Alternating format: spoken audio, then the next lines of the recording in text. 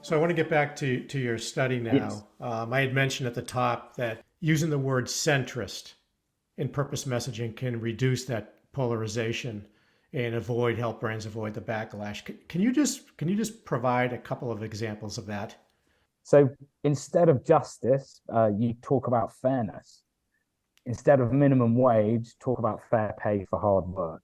And instead of affirmative action, talk about fair and equal access to for all.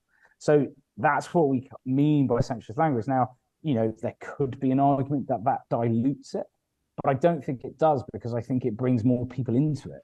So I think it makes it much stronger because, and this is off the top of my head, but if we were looking, how would you talk about climate change, which is a very diverse topic in the US, would anybody disagree with the freedom to breathe clean air?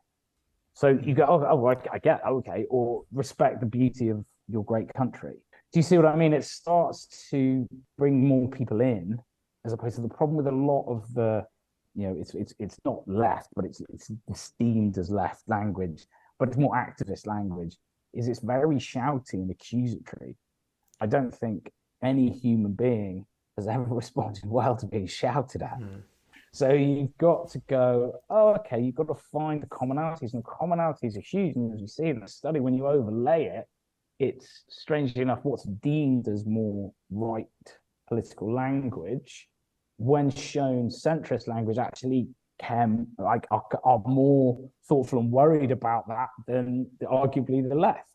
So you start to see the overlaps big, but it's inclusive language that doesn't work. Because obviously we had here Brexit, and that was a really good example Mm. of two sides shouting at each other without listening. And we've ended up with, in my again, very personal view, in a rubbish situation, not in Europe. And that was all based on language. But the problem with that language thing is to get people to react and to get people, especially this year for the US, to vote and get out there to win an election. It's sad but true. You've got to pull people apart. In their view, I don't think that's right, to be clear, but that's what is happening, and that's what's being done to make very two clear sides, so you can work out who's going to vote for you and why.